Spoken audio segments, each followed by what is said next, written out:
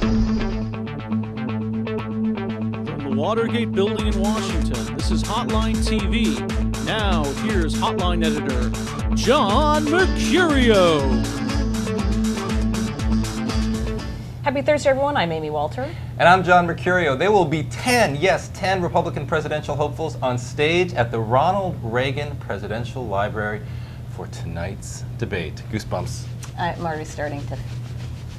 It's To tonight. feel them. It is tonight. Yeah. Yeah. I gotta run home and get the TiVo set. Normally it's a disco nap, but I guess this would be a debate nap. Oh, good point. But Amy Walter, which candidate has the most to gain from tonight?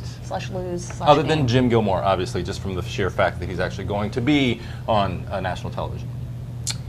We know all about the theory of debates, right? Usually it's sort of like the Hippocratic Oath, it's simply do no harm.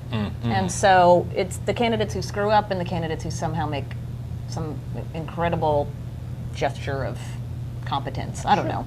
Sure. You want to stand out one way or the other. You get what I'm saying. I'm picking up what you're putting down.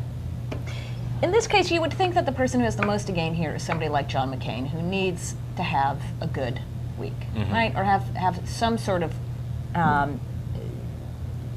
of ability to set himself apart from his competitors. And really going back to what had set John McCain apart from the very beginning was, I have the experience, I have the know-how, I've been on these kind of stages before, I know how to do this. The rest of these folks up here have no concept for what it takes to run for president, and they also don't have the expertise that I do on a whole host of issues. Now, can you do that in a debate with 10 people on stage where you get 14 seconds? Definitely Probably not. Although it was pretty clear that when you looked at some of the candidates, whether it was Biden or Chris Dodd, were able to show some of their heft there. Oh, you didn't thought really Chris matter. Dodd showed some heft? I thought so. I haven't heard anybody say nice things about him. I'm happy to hear I'm there's just a showing friend that of the Dodd. he had some, nice things to say. The point is, Spoken like a true Connecticut and Nutmeg stater. yeah, I've driven through Connecticut. Oh, I thought you were from Connecticut.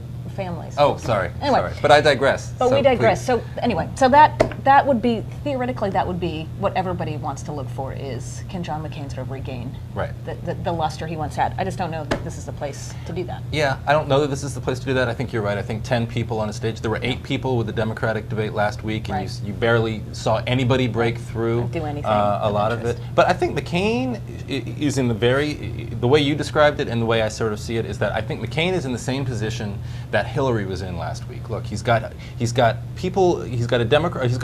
general election population that's very critical of his position on the war in Iraq. Hillary last week had the same thing within her own Democratic primary. What I think he needs to do, ironically, is sort of study how she was able to sort of play to her strengths on the issue of Iraq, play to, as you said, the issue of experience, play to the fact that he's the one who has that resume and has the record that he can take into the general election. It's not going to win him votes in a Republican primary, especially in a place called the Ronald Reagan Presidential Library. But it seems like that's what he has to do. I think on from Romney's perspective, I think he's the one actually who has the most to gain, because he's the one who is the most telegenic, who's probably the most gifted speaker in the sort of quasi top tier of the Republican primary. I think that the fact that he's been sort of wallowing in the single digits in national polling could change after this debate, as long as he does a decent job. He's going to have problems, though. He's going to have a question. If MSNBC is anything like they were last week with Edwards and Obama, they'll have some sort of segment on like the elephants in the room. They're going to ask him about saying that he's a hunter, the flip-flopping, the videotape of him saying that he would support gay rights and abortion rights better than Ted Kennedy. He has to have a good response to that, a better response than Barack Obama did last week, I think.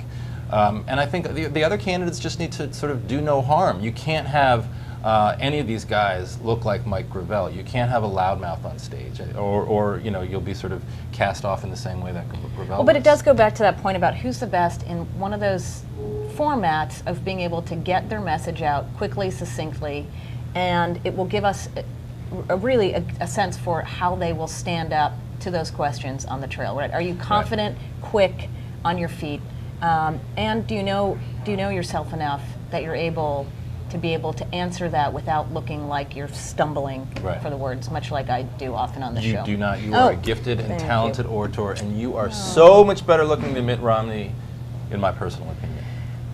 Thank you. Well, we're off to see who's the most Reagan-esque at the Reagan Library. Join us next time on Hotline TV.